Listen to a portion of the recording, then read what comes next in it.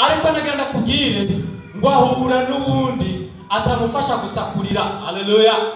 Wahuye na Yesu amutera akagongwe, maze icyo kigongwe ciwe kimutera kugira icyo akoze ubwo yaranashoboye kugira icyo akoze, maze ngo yegera kuri cya kigagara, maze ngo akora kuri wa mwana, maze aramubwira ngo byuka. Wa mwana aravyuka, maze ngo amaze kuvyuka amuhereza nyina. Uko ari Imana itwitayeho kandi itabura ukigenza, iratabara wa mupfakazi mu kisingo c'amarira no kurebura, umupfakazi asubiza ivyizigiro di.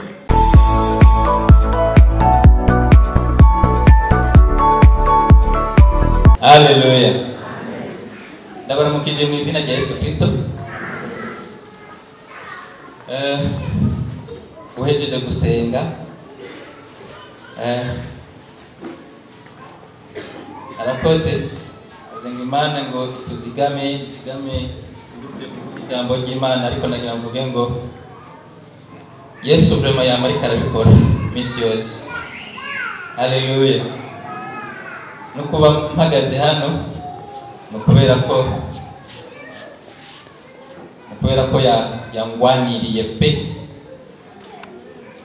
manshimwe, kubera byari byoroshe gose, ariko ntaba naje. Haleluya.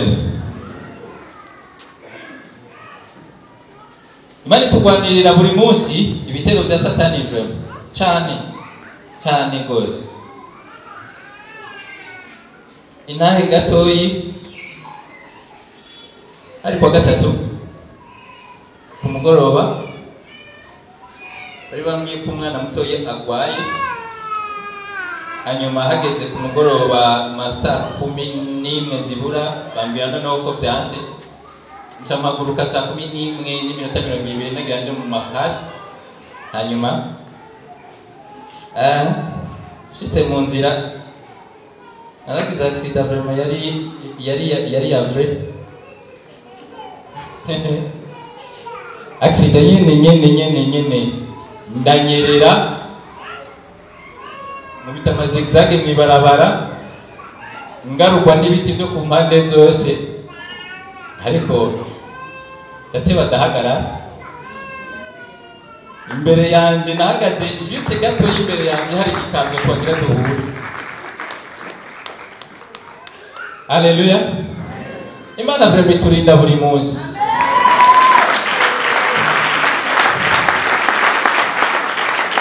Ivyo nta kintu na kimwe wokora ngo kugira ngo sinuko nariko ndiruka gose.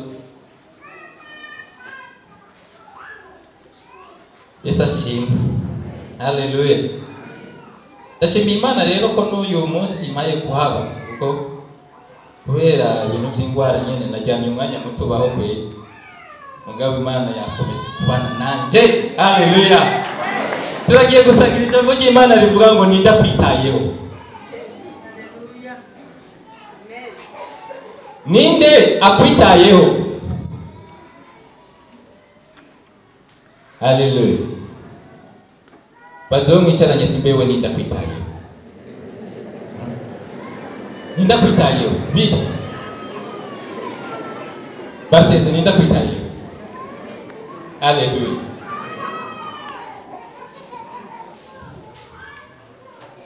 Urazi muri iyi si mu buzima bwa misi yose tubayemo,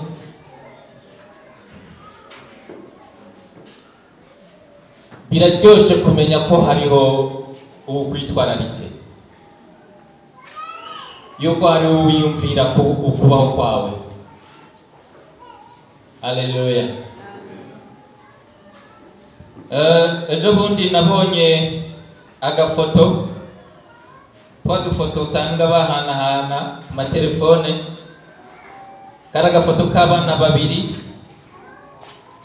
akana gatoyi n'akandi gakuru kako, twicaye ahantu tutanambaye. Hanyuma hariho tumwe baca bandika ko kumbure icyo umuntu yoba ariko ariyumvira. Kuri ako gakuru baca bandika ko utujambo tuvuga ngo papa ntiwozuka kugira ngo ungaburire umuceri n'umukati. Kamwe gatoyi nako baca bandika ko ngo mama nk'ubu ntiwozuka ukamfuka kw'imbeho inyishu. Nagenda kubwire ngo muri iyi si iri hostile, iyi si irabangamye, iyi si nta mpuhwe idufitiye, iyi si nta mpuhwe ifitiye umuntu. Ariko kano gatondo nagira ndakubwire ngo hari uwo kwitayeho.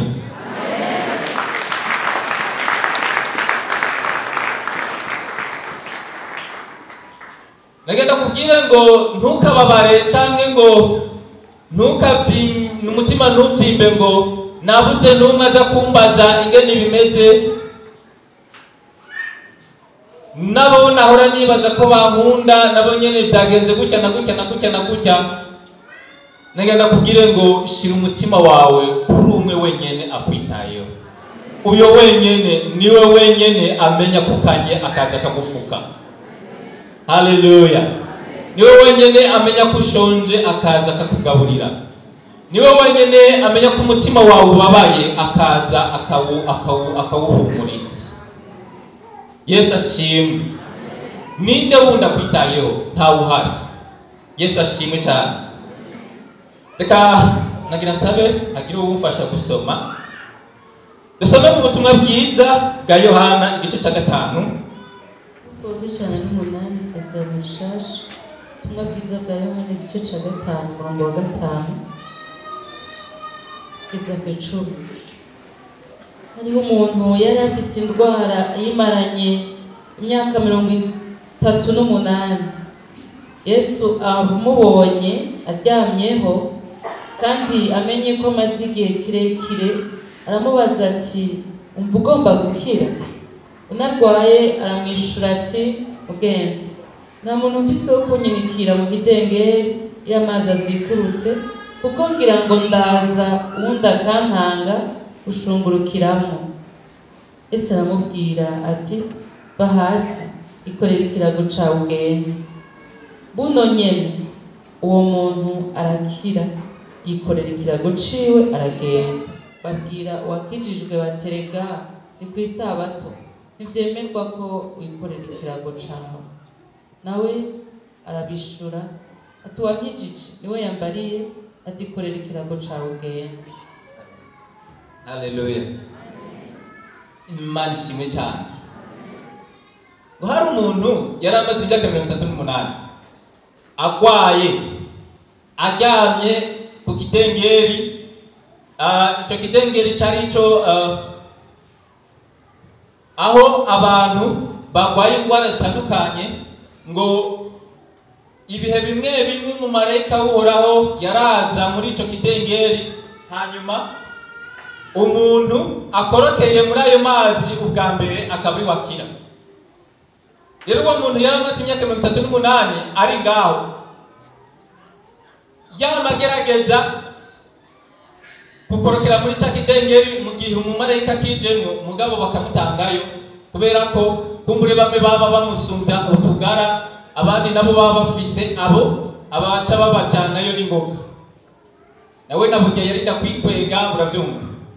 Imyaka 38 ngirambaza abantu ngaha bafite imyaka 38 mbaza bafise abayikwiza canke abatayikwiza. Je ndafise amakenga yuko ngaha ngitworabo abafise imyaka iri munsi ya 38 ari naho usanga bakwa kudusumba canke ugasanga turangana igitigi. Ndabesha imyaka 38 abantu bafise imyaka 38 niwiyumvire imyaka umaze uriho, hanyuma wiyumvire iyo myaka kuyimara ugwaye, uryamye urindiriye umunsi uzorampa agakiza. uzoronka ingene wokira, ingene wotaba. Iyo myaka 38 niyo yamaze ku kidege. Birashoboka yuko ashobora kuba yaragwaye imyaka irenga 38 rero. Hanyuma ngo Yesu araza ngo amenye yuko uwo muntu amaze imyaka 38 aryamye ngaho, yumva vrema aramugiriye imbabazi, aramugirira impuhwe. Negenda kubwira ngo ntihari habuze abandi bantu bari baracinga, bari basigaye bavuga ngo uwo nibyo byiwe nukwibera ngaho nyene karingira urupfu. Siko none kandi uravye n'uyu muntu nawe nyene ubwiwe asa n'uwari yaramaze kwiyakira yuko ivyo gukira bitakigirane bitagishoboka, kubera ko Yesu yaramubajije ati ngo uragomba gukira. Uyu muntu terma yari yaramaze kwiyakira, terma yari yaramaze kubona yuko wewe wize gukira bitagishoboka. Aho kumwishura ngwego yamubwiye ngo wapi wangu, ivyo vyo gukira n'ivy'abandi si ivy'iwanje, naho bitanditse ngaha muri Bibiliya n'ivyanditsemo. Jewe vyo gukira n'ivy'abandi, jewe ivyo wonye naramaze kubona ko atari ivy'iwanje, kubera ko singira umuntu wo kunjana muri ayo mazi mu gihe umumarayika wohora hamanutsemo. Rero reka kurigwa uranigora umbaza ariko ngomba gukira. Icambere wa mumarayika ntiyamanutseyo, icakabiri ni wowe kumbure ubaye uwa mbere aje kumbaza. Rero naramaze kwiyakira, ndarindiriye umunsi ruzoza gusa nta bindi. Kubera ko tuca tubibona munsi, ukubera ko abandi bose bararengana, kumbure nta n'umwe yigeze amubaza ico kibazo. Nta n'umwe yigeze amubaza ngo umaze igihe kingana kugwaye, nta n'umwe yigeze amubaza ngo ndagufasha iki. Nta n'umwe kumbure bose baramubona bakaraba ingene ameze bakavuga bati uyu unye ko reka ntabwo turindire ugwiwe. Sibyo none? Ariko hari uwaramwitwararitse. Haleluya! Kano gatondo ndiko ndagomba kubwira umuntu ashobora kuvuga ngo ubuzima bwanje ntaki gihinduka. Ubuzima bwanje reka ivyo bivugwa ni ivy'abandi, ni jewe ndazi nta gishoboka. Iwacu twakuze gutya, navutse bimeze gutya. Iwacu nta numwe atera intambuko, twebwe iwacu nta numwe ashika kure. Rero ukagira aho wiyakira ivyo, noneho hakaba n'indwara umenga ni mu muryango iwanyu, nawe uriteze ko iyo ndwara arizo guhitana, nawe niko bizogenda. Uko sokuru wawe yamuhitanye niko na papa wawe yamuhitanye, niko nawe izoguhitana, ukavyakira hanyuma ukavyemera. Ariko nagenda kubwire kano gatondo turafise ngo hari utwitwararitse, akubaza kuragomba gukira, akubaza kuragomba gutabagwa, akubaza kuragomba ndagukorera iki. Nagenda kubwire ngo uyo wenyene ni ukwiye guhanga amaso, ukakura amaso ku bindi uri kuramumva n'ivyo uri kurabona. Yesu ashimwe. Haleluya. Abantu noneho bamubonye ahagurutse, ntibigeze baza ahagwariye ngo bamubaze icyo bomufasha. Mugabo babonye ahagurutse bati kwa uja hehe, ukiza kubera iki ku isabato? Ivyo bikubaye ko nibiki ku isabato? Ntibigeze bamubaza ngo ivyo vyakubaye ko nibiki kugira ngo ugware gutyo. Mugabo babonye akize bati ivyo nivyo biki bikubayeho, kuko nta wundi n'umwe yaramwitwararitse.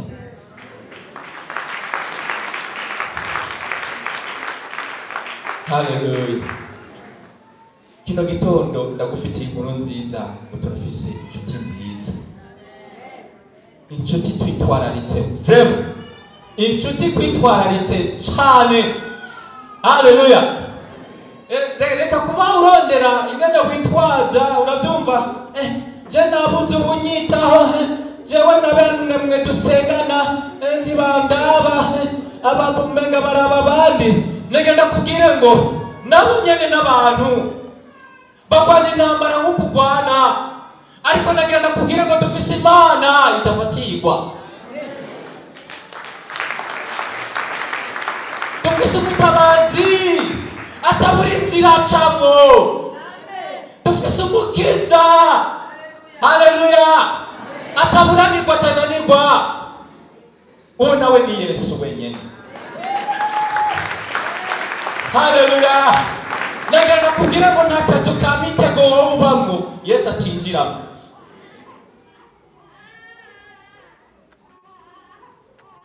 Haleluya. Naho wowe uba hagoye Yesu atoshika. Ubanze Yesu umugira inshuti utumbera, kuko negenda kubwire ngo abandi kubw'imvo zitandukanye, abandi wo tumbera, abandi wo shira ku mutima, abandi woraba, negenda kubwire ngo bafise aho bagarukira, bafise n'inkomezi zifise aho zigarukira, ariko negenda kubwire ngo turafise uwutwitayeho wenyene umwe, kandi atananirwa, kandi atabura inzira, kandi atabura hacisha, kandi atabura ko agenza, uwo nawe ni Yesu wenyene. Yesu ashimwe cyane haleluya. Uyu mudamu rero biramwirwe, uyu muntu rero noneho batangwa kumubaza ngo mbega ibiti byawe urakira ku munsi w'isabato, none amasabato yaramaze agwaye yaraganiye. Haleluya. Amasabato yamaze agwaye ari kuri cya kidengeri haruna mu myaka 38, ariko nagenda kubwire ngo muri ayo masabato yose ntiyari bwahure na Yesu. Mugabo iyo sabato yo muri uwo mwaka wa 38 aba yahuye na Yesu. Haleluya. Nagenda kubwira ngo uyu munsi w'Imana urashobora kukubera umunsi utazokwigera usa n'iyindi minsi.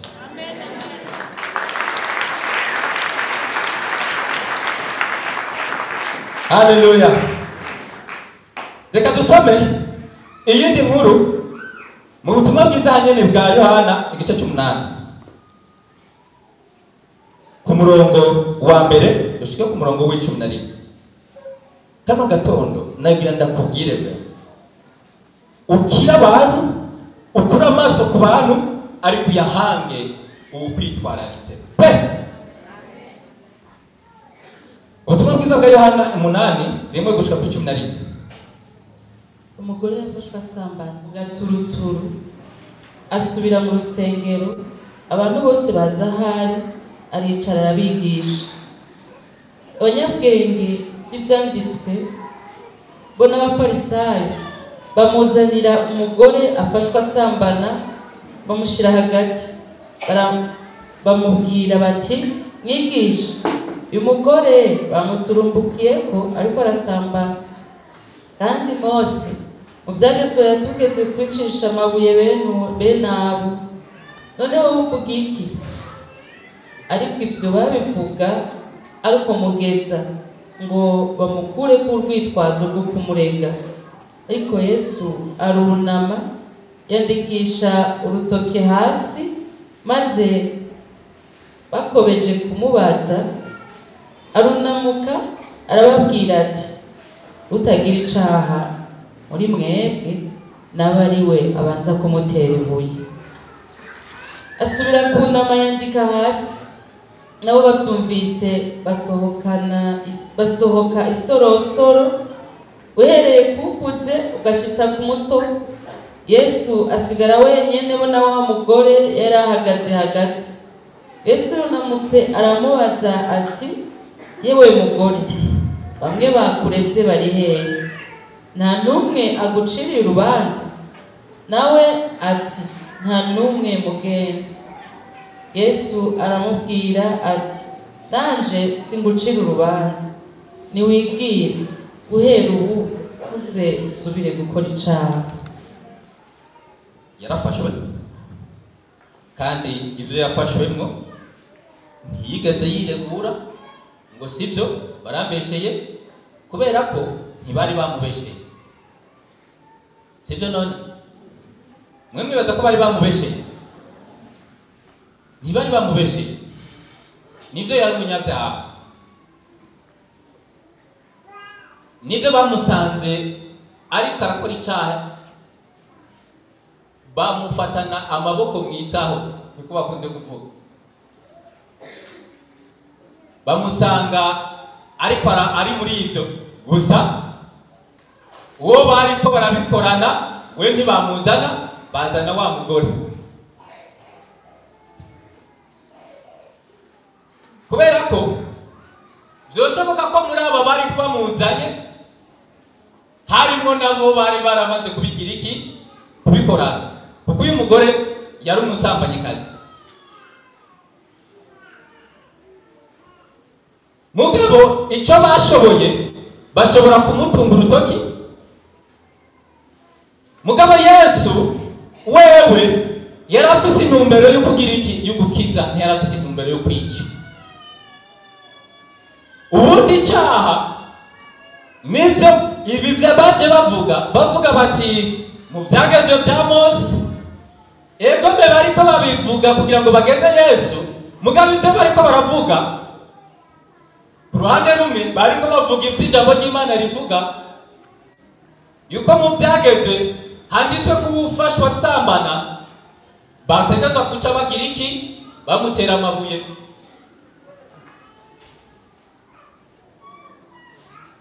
Ariko kubera ko bobo ntibari bababajwe, ni nagenda babwire ngo ni kwari kugira ngo bahashe icaha c'uyo mugore, ni kwari kugira ngo uyo mugore bikunde ntazasubira gukora icaha, canke ntihagire n'abandi basubira gukora icaha. Kuko muri abo nyene bariko baravuga ivyo, nabo harimo n'ababikora. Nikimenyamenya Yesu bajeje kumurega, ngo yaciye ababwira ngo utagira icaha muri mwebwe nabanza ari wabanza kumutera ibuye. Ntiyababwiye ngo utarakora. Eka c'est muri kahise, c'est dans le présent de l'indicatif. Uyu munsi nyene mwebwe aho nyene mu hagati, utagira icaha ari wabanza kumugira iki, kumutera ibuye. Mu yandi majambo ntibari bazanye umugore kugira ngo yihane, ariko bari bazanye umugore kugira ngo bamugire iki, bamwice. Hanyuma baroge n'iyindi mvo y'ingene barega Yesu. Ariko mu yandi majambo, ukubera ko umuntu reka ndagira ndakubwire, haleluya, ndagira ndakubwire ngo mu muntu ntihagire iciza na kimwe witegamo. Uze wizera Imana, hanyuma Imana izokoresha abantu. Niko bimeze, haleluya. Ariko ndagira ndakubwire ngo mu muntu nta ciza yo kuzanira, nta n'iciza yo gukorera atari icyo akoresheje. Ariko dufise inshuti yonyene twitwararika, haleluya. Maze noneho Yesu kubera ko atabura ingene atabara, acabwira babana ati ubutagira icaha muri mwebwe nabo ari bamutanguza ibuye. Hanyuma babantu ngo bose urabona bari bamaze kupikazanura, bamwe batoye amabuye, batanguye kuvuga ngo yeye navuge tumwereke, uravyumva. Ariko noneho amaze kubabwira iryo jambo, ukubera ko nta numwe yasanze yoba yera imbere y'Imana, noneho bose ngo barekurire amabuye hasi, bagenda isorosoro, uhereye ku mukuru ugashika muto. Noneho Yesu wenyene niwe yari kuba afise, niwe yari yera atagira icaha, niwe yari gushobora kumutera ibuye. Noneho acaramubwira ngo nanje sindagucira urubanza, haleluya. Nagenda kugira ngo wari kudutsinda, noneho niwe yadutsindanishije no ku vyaha vyacu, kuko atwitwararitse, kuko atwitayeho no mu byaha byacu. Araza akakubwira ngo ntugasubire gukora icyaha, niwihane noneho ubeho. Haleluya. Nashaka kuwupfa agomba ko wihana ugakuraho icyaha. Ariko nagira nce ko umurongo kuri iki uko ahantu harangiza Yesu abwira umugore ngo genda rero ntugasubire gukora icyaha. Haleluya. Kugira ngo namwereke noneho kumenga yamushigikiye mu mafuti yiwe, namwereke kumenga yamuproteje, yamukingiye ikibaba. Aramubwira ngo mviriza, sinagucirira urubanza uyu munsi, kandi nabo nyene ndabagukuyeko. Mugabo genda ntukongere gukora icyaha, uko nagira nakubwire ngo icyaha nicyo kikwica. Icyaha n'urupfu bwacu. Naho bataba baguteye amabuye, cyonyine kirakwiyicira mu zindi nzira. Yesu adufashe cyane. Yesu aramubwira ngo naje kugira ngo ngire imbabazi, kandi izo mbabazi niwazakira urabaho, kuko nakwitwararitse. Haleluya. Kuko Yesu akwitwararitse, aranakwitwararitse no kugira ngo ntupfire mu byaha bye. Arakwitwararitse kugira ngo imbabazi ziwe zikubeko. Ni nacyo gituma kwinginga, ni nacyo gituma gutabara mu nzira zitandukanye. Nagira ndababwire, jewe uyu munsi ndemera cyane rwose yuko hano mu isi si ho haryoshe kuba, kandi Imana irabizi.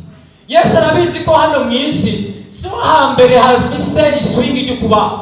Ariko nagira ndakubwire, bw'igituma Yesu akomeza kunzigamira hano ni kugira ngo ukomeze gutunganya ibitaratungana mu buzima bwanjye. Nayo ahandi arazi yuko nshitse mu ijuru nzobaho neza gusumba inshuro, sinzi ko novuga inshuro, kuko nta nahamwe bifitiye nta nahamwe bifitaniye comparaison cyangwa kugereranya. Ariko nagenda kubwire ngo nimba Imana ikomeza kukurinda, nimba Imana ikomeza kukuzigama, nimba Imana ikomeza gutabara, ni kugira ngo ukomeze ubuzima bwawe bukomeze gutungana. Nagenda kubwire ngo aragufitiye imbabazi kugira ngo ntihagire icyaha na kimwe ukomeza gupfiramo hano muri iyi si. Nayo abandi ni ukugucira urubanza pe, kandi ntuzuhave ufite umutima ngo na mwene data ngo yancire urubanza. Nimba yavuze kubyabona niko bimeze, none rega n'umuntu aca urubanza sero y'ibyo abona. Ariko nagenda kubwire ngo Imana yoyo ibona hehe mu mutima n'imigambi dufitiye. Imana ishimwe cyane rwose. Haleluya. Wenyene Imana ishimwe. Dusome mu butumwa bwiza bwa Luka igice kimwe. Yesu azura umwana w'umupfakazi. Hashize igihe gitoya aja mu gisagara cyitwa Nayini, abigishwa biwe n'ishengero ryinshi bajana nawe. Ashitse hafi y'irembo ry'igisagara, hasokoroka abajanye umubyimba kuwuhamba, ariko yari kinege kandi nyina yari umupfakazi. Abantu benshi bo muri ico gisagara bari kumwe nawe.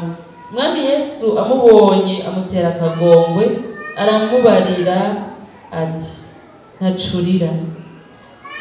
Yigira hafi ikigagara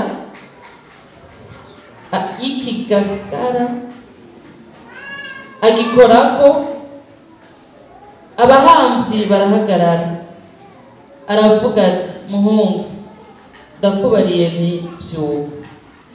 Wari yapfuye, aravyuka aricara, atangura kuvuga.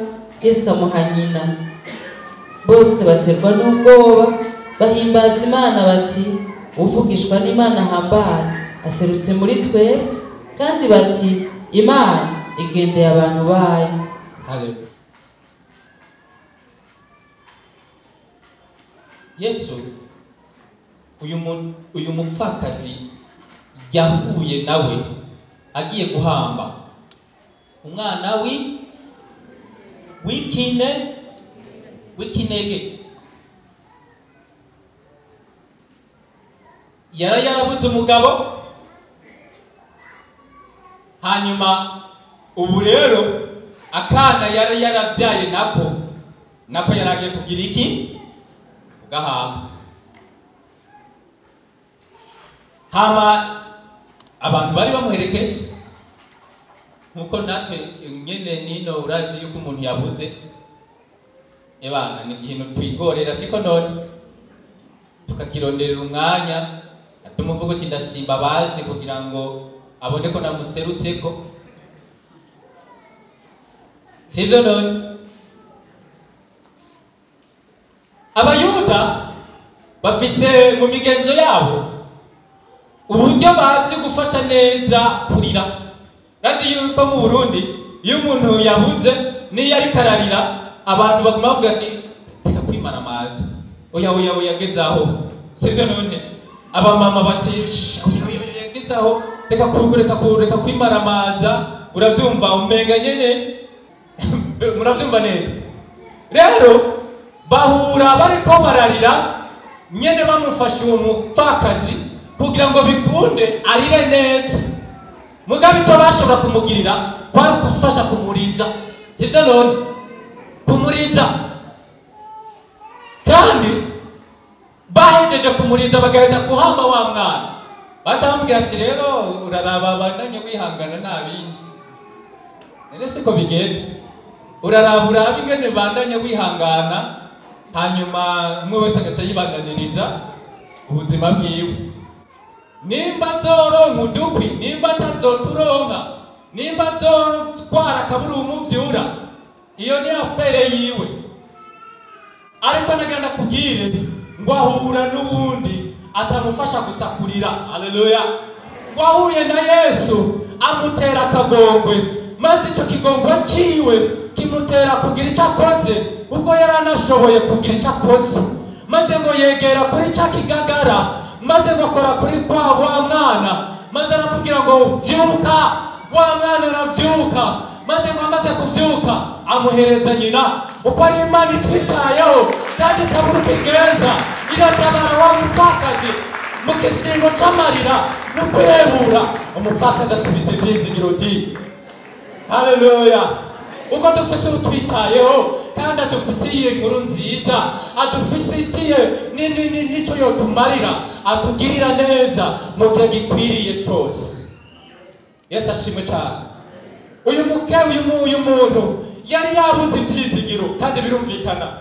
Uri umuntu utakigira ivyizigiro vyo kuvyara abandi bana, uri umuntu wari ufise akana kamwe hanyuma ukakabura. Yarasigara igakikawaga, ariko noneho Yesu amusubiza ivyizigiro. Yesu aramutabara, Yesu amugirira neza, Yesu amuzurira akana, Yesu aramusubiza ugutwenga mu gihe abandi bariko baramufasha kurira. Yesu araza aramubwira ngo reka ndagufashe gutwenga cette fois-ci.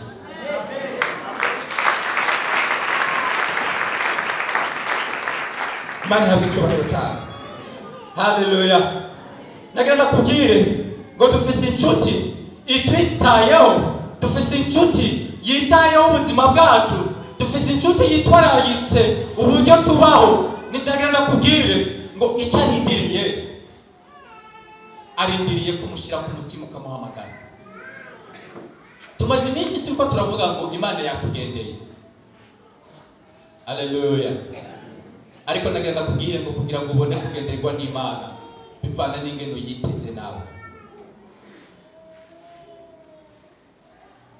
Haleluya. Kugenderwa n'Imana kugira ngo ubone ingene Imana ikugirira neza biravana ingene yiteze n'ingene uri kurayirondera. Ijambo ryawe rivuga ngo igirira neza bose. Haleluya. Abamwambaza bose irabamva, abayihamagara bose irabagirira neza, abayitakambira bose irabatabara. Nagenda kugira ngo nimba uri hano yihamagare irakumva nawe. Nagenda turangiriza kuri iyi nkuru duce dusenga. Iri mu gitabo cya kabiri cy'Abami, ko ndakubwira inkuru z'abantu bagiye bagirirwa neza n'Imana. Haleluya. Igitabo cya kabiri cy'Abami igice cya 4. Elisa akura umupfakazi mu mwenda. Bukeye haza umugore kuri Elisa, umugabo wiwe yari uwo mu bigi byo kuvugishwa.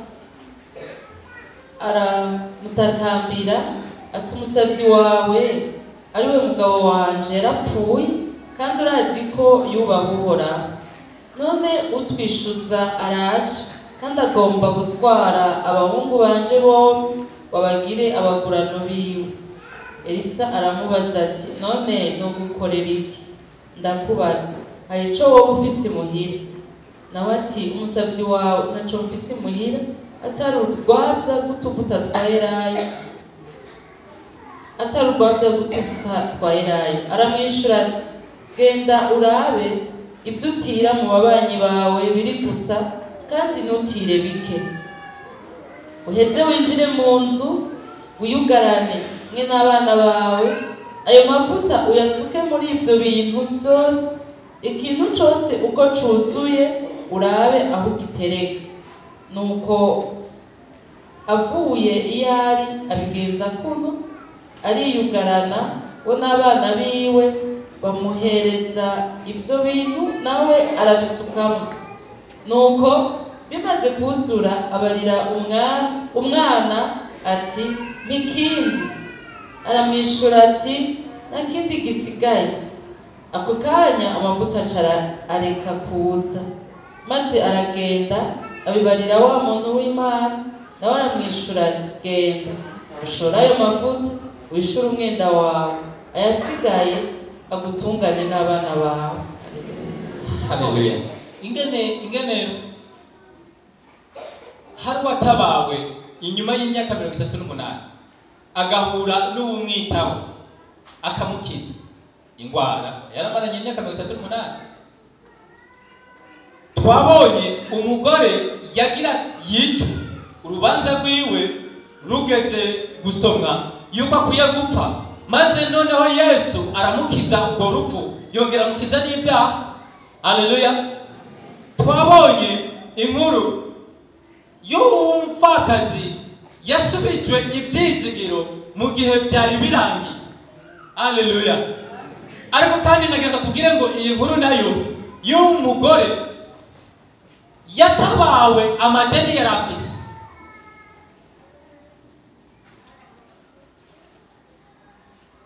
Yari afise amadeni atashobora kwishura. Ayo madeni ngo yari yarabwiwe n'umugabo wiwe.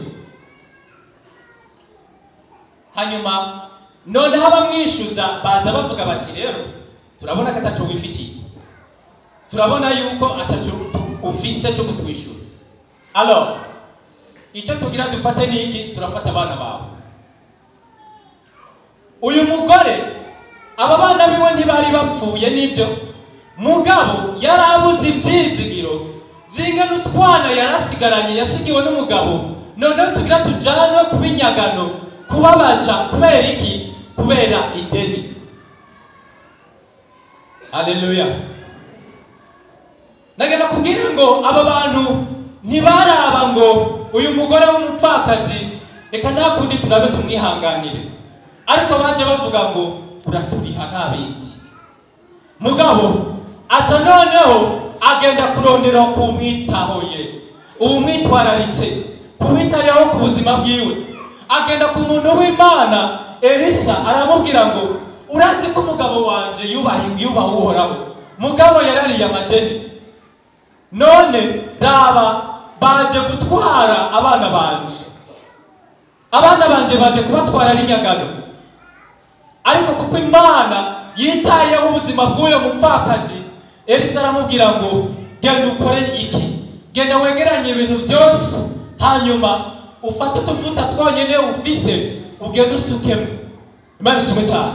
Maze none ayo mavuta amaze kuyasukamwo, agenda kuri wa muntu w'Imana aramubwira ngo genda fata ayo mavuta yose uheze uyagurishe. Imana iragizene, iragutabaye, iragukijije ayo madeni yawe. Genda ugurisha ayo mavuta. Igituma Imana ibikora ni kugira ngo Imana igutabarire abana. Genda ugurisha ayo mavuta yose uyashore muri ayo madeni, hanyuma yasigaye agutungane n'abana bawe, kuko waje kuhoraho, waje kutabaza Uhoraho, Uhoraho aragutabaye. Haleluya. Nari majeje kuvuga ngo twagendewe n'Uhoraho, Uhoraho yatugendeye n'ishengero, ariko nagenda kubwire ngo atabara abariko baramutabaza. abariko barakira uko kugenderwa n'Uhoraho bakamenya yuko bafise muri bo iruta abantu, iruta abahambaye, noneho maze bakayitabaza kandi yiteguriye gutabara uwo wese ariko arayambaza. Yesu abahezagiye cyane rwose. Haleluya. Nagira unamika amaso yawe dusenge mbere.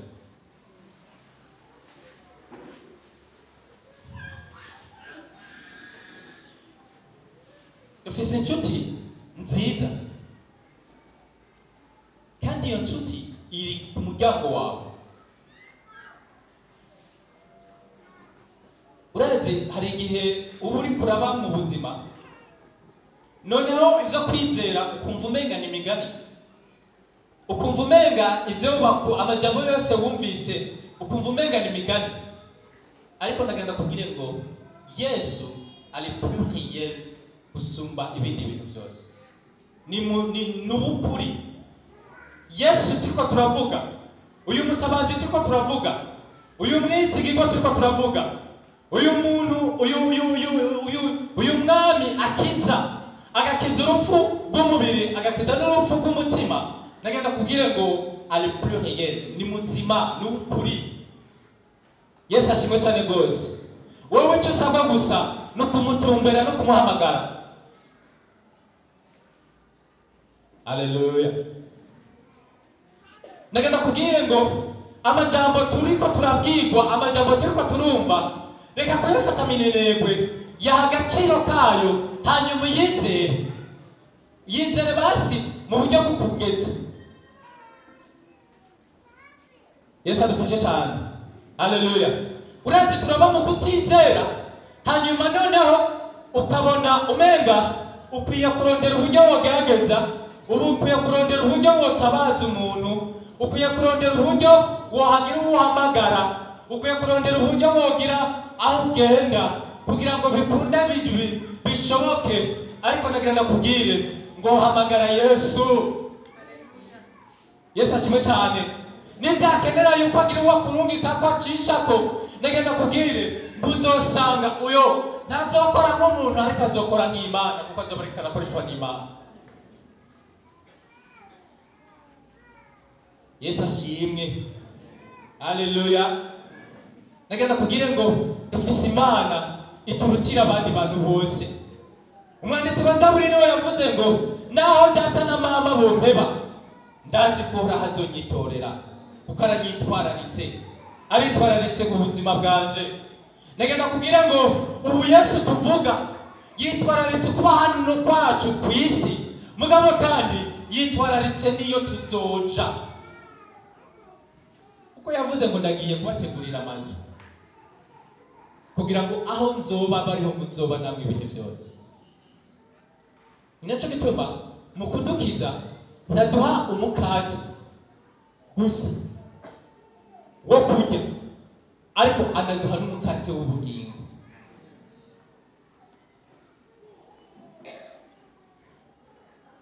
Yesu ashimwe. Nagira rero dusenge. Nagira tubanze dusenge nk'umuntu uri hano. Uyu Yesu turiko turavuga ko ari umutabazi, ko kwitayeho. Uyu Yesu turiko turavuga ko atwitayeho, nagenda kubwire ngo atubere inshuti kwanza. Icyo abanza gukora, abanza kuza mukabanza mukaba inshuti, mukabanza mukaba abakunzi. Arashaka ubwa mbere na mbere yuko umubera umuvukanyi, aragomba yuko ubwa mbere na mbere akubera umukunzi. Haleluya. Kugira ngo noneho aheze amenye n'iby'ubuzima bwawe. Haleluya. Aragomba kwinjira mu buzima bwawe, aragomba kuza mu buzima bwawe, abwinjiremo, amenye ibikugoye, amenye n'ibikunanije, amenye n'ibikuruhishije, maze noneho yiteho kubaho kwawe kose. Yesu ashimwe cyane. Kandi ijambo ryiwe riravuga ngo mpagaze ku rugi ndadodora, niwumva ijwi ryanje ukugurura ndinjire dusangire. Icyo agomba kuza ngo musangire ubuzima bwawe, maze noneho ibyawe bibi byiwe nawe ibyiwe bibi byawe. Ntagomba yuko hagira aho ugenda wenyene, ntagomba yuko ugira ibyo wikungana noneho bikaza kugucinyiza wenyene, uko avuga ngo nimuzane kuri jewe imitwaro yanyu. Aragomba ko umutwaro wawe ubu wiwe. Haleluya. Aragomba ko amarira yawe ayaguhoza, maze noneho mu gishingo cy'amarira aguhe gutwenga. Mugabo icyambere na mbere aragomba kubanza guhura nawe, kandi yakuzanye ku nzira muhurirako. Yesu ashimwe cyane. Haleluya.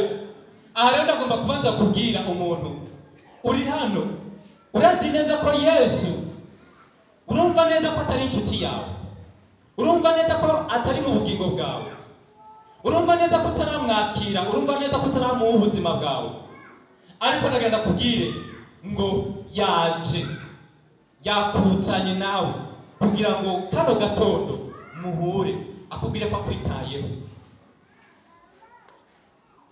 Aragomba kukwereka ngena kwitayeho, aragomba kuba ubucuti bwawe nawe buba ubucuti bw'akaramata. Aragomba yuko muba inshuti y'akadasohoka. Aragomba yuko umubera umwana akakubera umubyeyi. Aragomba kuba kubera umwami ukamubera umuntu wiwe. Aragomba kakubera umuvukanyi. Yesu ashimwe cyane rwose. Ukaba uri hano rero nimunamika amaso. Nta bandi dufise vrema woronga bakwitayeho, nta n'ubuzo kwigera uronga.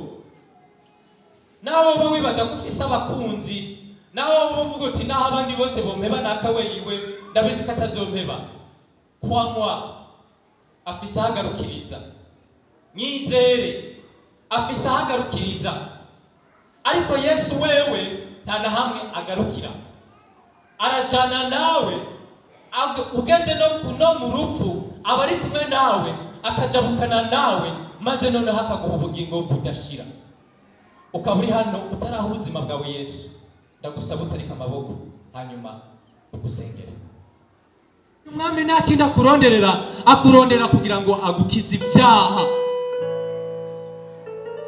Uyu mwami nakindi akurondera kugira ngo agukize urupfu rw'ibihe bidashira.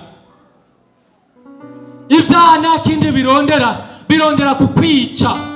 Mugabo Yesu niwe wenyine akwitayeho, avuga ngo nimumutera amabuye, ahubwo nimumukize. Niyaje kugira ngo agucire urubanza, n'ubu ntaragucira urubanza, kandi gushika uyu munsi aracicaye ku ntebe y'ubuntu n'imbabazi. Agomba kugirirwa neza, agomba kubabarirwa, agomba kutabagwa. Ntarondera yuko wicwa, arondera kukira. Sindije ry'umwasi, ndakurahiye uwo nta kindi arondera, agomba kupfa.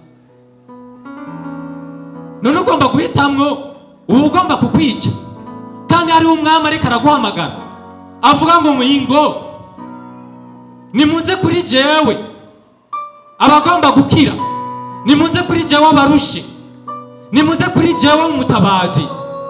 Niwe wenyine kwitwararika, niwe wenyine akubabaye, niwe wenyine ashobora kumenya yuko urwaye, no mu gihe wabuze umuti akavuga ngo ndagukiza kuko nabonye ko byakugoye.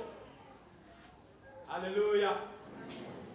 Ukaba uri hano ugomba vrema umwami akugirira neza.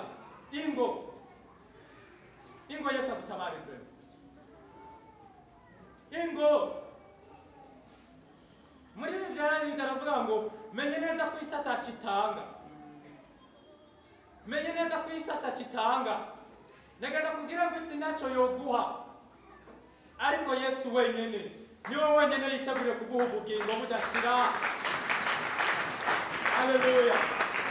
ukabikurikirana imitima haguruka ndagenda kugira ngo ntawe wo gutwenga mbega wo gutwenga ninde wo gutwenga ko natwe twagiriwe neza tukabona ubutabazi bw'Imana natwe twari tumeze nk'uko haleluya ariko uyu munsi noneho twabonye utwitayeho ariko uyu munsi twabonye utwitwararitse ariko uyu munsi twabonye witatayeho ubuzima bwacu kandi uyo turamutabaza igihe cyose tukamubona n'inshuti nyaruka guseruka umviriza kaze haguruka tsindije ry'umwansi urumva neza ko Yesu mukeneye urumva neza ko ukeneye ubwo butabazi bwiwe urumva neza ko ukeneye agakiza kiwe urumva neza ko ukeneye kuruhugwa nawe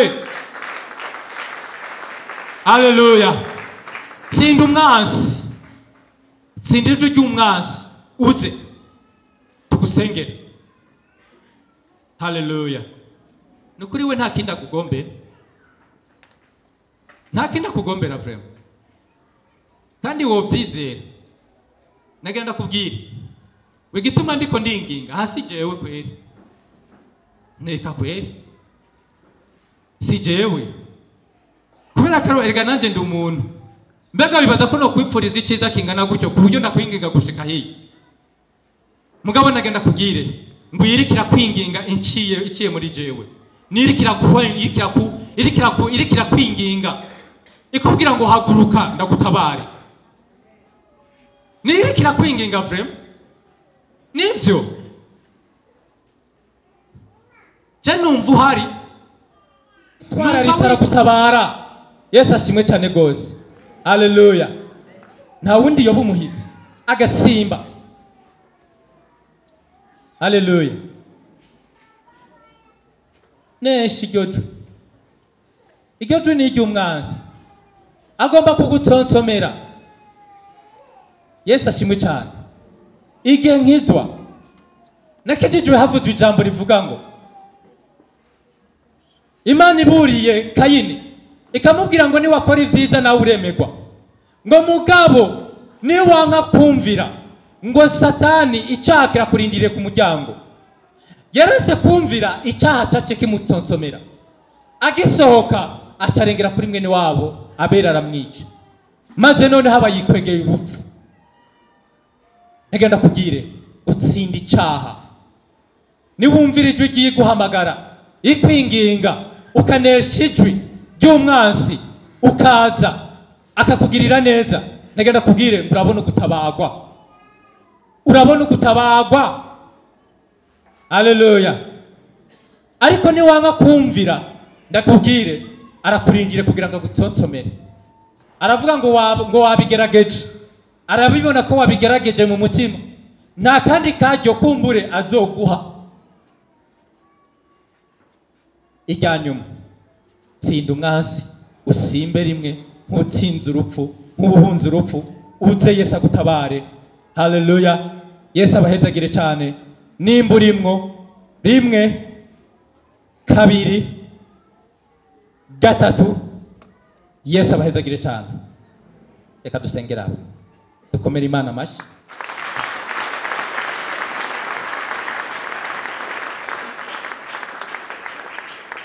haleluya ijambo ry'Imana riravuga imbere ko nsengera aba nagira nsaba ishengero ryose duhaguruke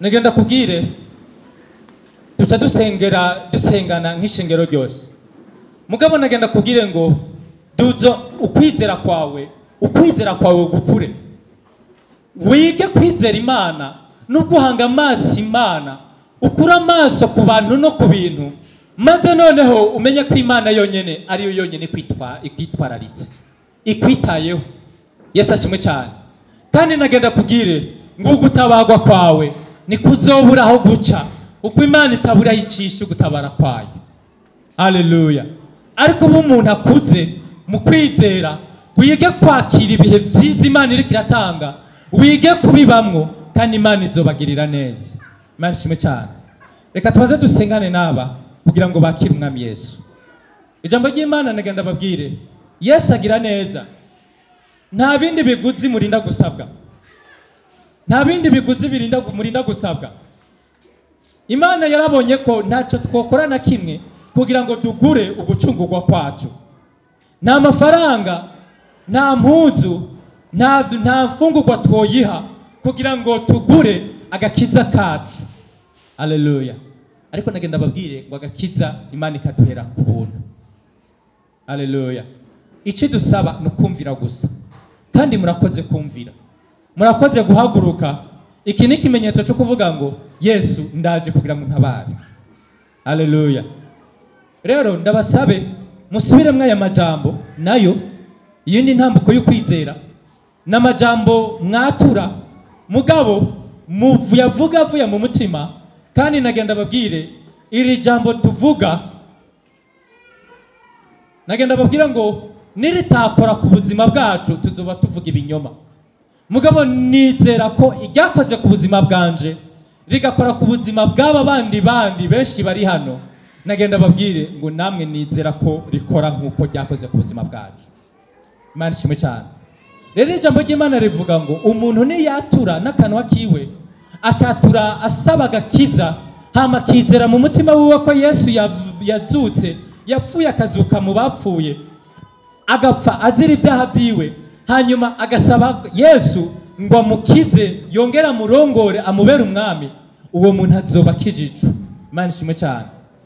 Mwature wihana ibyaha byawe, ibyo uzi n'ibyo utazi, ubwira Imana iguhindure kameremere kawe. Haleluya. Ndabizi ko hariho byinshi mwakoze, hariho byinshi mwagendeyemwo, bimwe mubishaka ibindi mutabishaka, mugabo kubera ko kameremere kamuka kuri Adamu ugasanga wakoze n'ibyo utashaka. Yesu adufashe cyane. Ariko nagenda babwire ngo mugize intambuko noneho yo kwakira umutabazi abitwararitse, atagomba kumupfira mu byaha byanyu. Musubiremwe aya majambo muvuge uti mwami Yesu, mwature mwizeye, mwature n'akanwa kanyu mwizera ko muriko murabwira Imana. Si jewe muriko murabwira, si n'ishengero muriko murabwira, muriko mubwira ubu nyene yavuze ko abitwararitse abitayeho, atagomba ko mupfira mu mubabaro mwari murimwo.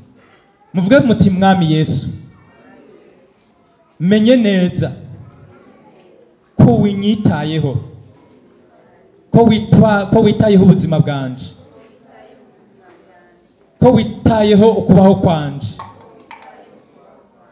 Ntugomba ko mpfira mu byaha,